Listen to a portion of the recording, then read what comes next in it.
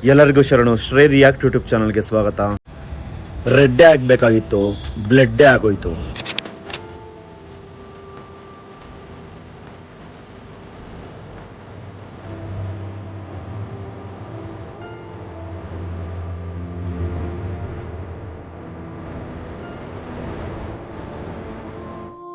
ಕಾಲ್ ತುಡಿತಕ್ಕೆ ಜನ ಎಲ್ಲ ಸಾಯ್ತಾರೆ ಅಂತ ಕೇಳಿದ್ದೆ ಅಷ್ಟೇ, ಬಟ್ ಸ್ಟೇಡಿಯಂ ಹತ್ರ ಎಕ್ಸ್ಪೀರಿಯನ್ಸ್ ಆಗೋಯ್ತು.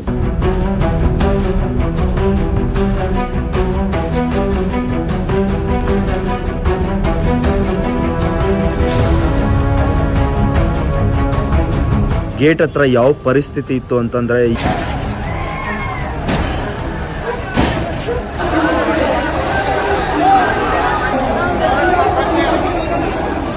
ಇದಕ್ಕೆಲ್ಲ ಪೊಲೀಸ್ ಅವರ ಬೇಜವಾಬ್ದಾರಿನೇ ಕಾರಣ ಅಂತ ಹೇಳ್ತೀನಿ. ಸ್ಟ್ಯಾಂಡ್ 7 ಹತ್ರ 7ರಿಂದ 8 ಜನ ಪೊಲೀಸ್ ಇದ್ದಿದ್ರೆ ಅಲ್ಲಿ ಯಾರು ಸಾಯ್ತಾ ಇರ್ಲಿಲ್ಲ. ಪೊಲೀಸ್ ಇಲ್ಲ ಅನ್ನೋ ಕಾರಣಕ್ಕೆ ಎಲ್ಲರೂ ನುಗ್ಗಿದ್ರು. ಸೊ ಮಧ್ಯದಲ್ಲಿ ಸಾವು ನೋವುಗಳಾಯ್ತು.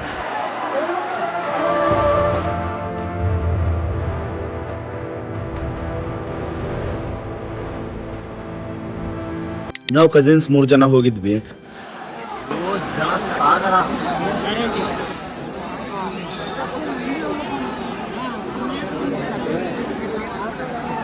ನೋಡಿ, ಇಷ್ಟು ಜನ ಕಾಣಿಸ್ತಾ ಇದಾರಲ್ಲ, ಇಲ್ಲಿ ಮಧ್ಯ ಜನ ನಿಂತಿದ್ದಾರೆ. ನಾನು ಮತ್ತೆ ನಮ್ಮ ಕಸಿನ್ಸು ಅದ್ರೊಳಗೆ ನುಸುಳ್ಕೊಂಡು ಹೋದ್ವಿ. ಗೇಟ್ ಇನ್ನ ತೆಗಿತಾ ಇರ್ಲಿಲ್ಲ.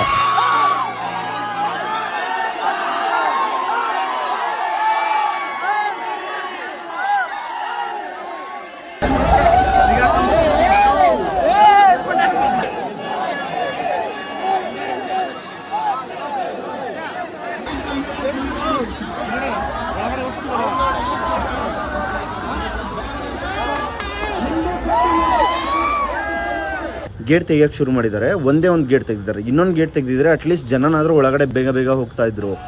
ಬಟ್ ಅವ್ರಿಗೆ ಹೇಳ್ತಾ ಇದೀವಿ, ಅಲ್ಲಿ ಯಾರು ಕೇಳಿಸ್ಕೊಳ್ಳೋ ಪರಿಸ್ಥಿತಿಲೂ ಇಲ್ಲ.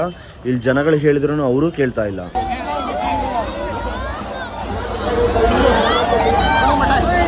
ಅದೊಳ್ಳೆ ಹೇಗೆ ಕಾಣಿಸ್ತಿತ್ತು ಅಂತಂದ್ರೆ, ಸಮುದ್ರದಲ್ಲಿ ಸುಳಿ ಇರುತ್ತಲ್ಲ ಆ ತರ ಕಾಣಿಸ್ತಾ ಇದೆ. ನನ್ನ ಕೆಳಗಡೆನೆ ಒಬ್ಬ ಬಿದ್ದಿದ್ದಾನೆ. ಕೈ ಕೊಡಿ ಎತ್ತಿ, ನನ್ನ ಕೆಳಗಡೆ ಹುಡುಗಿ ಬಿದ್ದೋಗಿದ್ದಾಳೆ ಅಂತ ಹೇಳ್ತೀನಿ. ಕೈ ಕೊಟ್ಟರು ಕೂಡ ಅವನು ಎತ್ತಕ್ಕಾಗ್ತಿಲ್ಲ. ಹಿಂದೆಯಿಂದ ಜನ ದುಗ್ತಿದ್ದಾರೆ, ಈ ಕಡೆಯಿಂದನೂ ಜನ ದುಗ್ತಾ ಇದ್ದಾರೆ.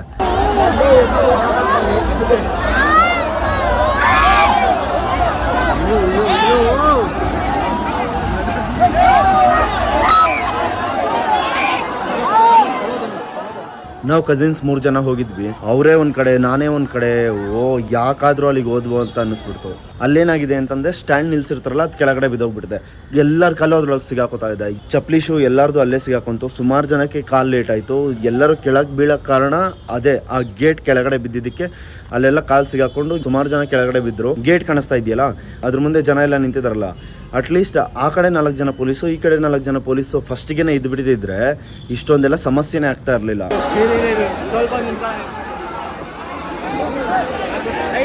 ಆ ಕ್ರೌಡಲ್ಲಿ ಮಧ್ಯ ಇದ್ದೆ.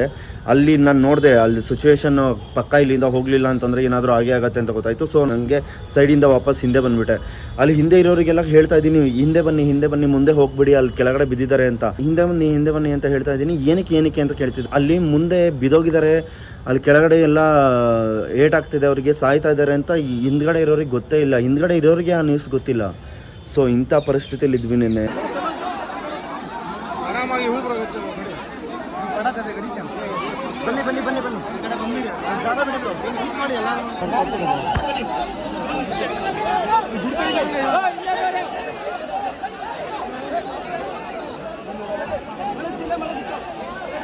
ಅಲ್ಲಿ ಸ್ಟೇಡಿಯಂ ಹತ್ರ ಆಗಿದ್ದ ಘಟನೆ ನೋಡಿ ಜೀವಕ್ಕೆ ಬೆಲೆನೇ ಇಲ್ವಾ ಅನ್ನಿಸ್ಬಿಡ್ತು. ಇಷ್ಟು ಬೇಗ ಸತ್ತೋಗ್ಬಿಡ್ತಾರ ಅಂತ ಅನ್ನಿಸ್ಬಿಡ್ತು. ಕಣ್ಣು ಮುಂದೆನೆ ಎತ್ಕೊಂಡು ಹೋಗ್ತಾ ಇದ್ದಾರೆ, ಕೆಳಗಡೆ ಬಿದ್ದಿದ್ದಾರೆ, ಕೂಗ್ತಾ ಇದ್ದಾರೆ, ಕೈ ಕೊಡಿ, ಕಾಪಾಡಿ ಅಂತ, ನನ್ನನ್ನು ಮೇಲ್ಗಡೆ ಎತ್ತಿ ಅಂತ ಹೇಳ್ತಿದ್ದಾರೆ. ನಾವಲ್ಲಿ ಎಷ್ಟೇ ಪ್ರಯತ್ನ ಪಟ್ಟರು ಯಾರಿಗೂ ಹೆಲ್ಪ್ ಮಾಡೋಕ್ಕಾಗಲಿಲ್ಲ. ಅದೊಂದು ಬೇಜಾರಾಗ್ತಾ ಇದೆ. ಇದಕ್ಕೆ ಯಾರು ಹೊಣೆ, ಯಾರು ತಪ್ಪು, ಏನು ಹೇಳೋದು ಅಂತಲೇ ಗೊತ್ತಾಗ್ತಾ ಇಲ್ಲ. ಲೈಫಲ್ಲಿ ಫಸ್ಟ್ ಟೈಮ್ ಎಕ್ಸ್ಪೀರಿಯೆನ್ಸ್ ಆಗಿದ್ದು. ಇನ್ನೂ ನನಗೆ ಕಣ್ಮುಂದೆ ಇದೆ. ಕೈ ಕೊಡಿ ಬ್ರೋ, ನನ್ನನ್ನು ಎತ್ತಿ, ಕೆಳಗಡೆ ಹುಡುಗಿ ಬಿದ್ದೋಗಿದ್ದಾಳೆ, ನನ್ನನ್ನು ಎತ್ತಿ ಅಂತ ಹೇಳ್ತಾನೆ ಇದ್ದಾನೆ.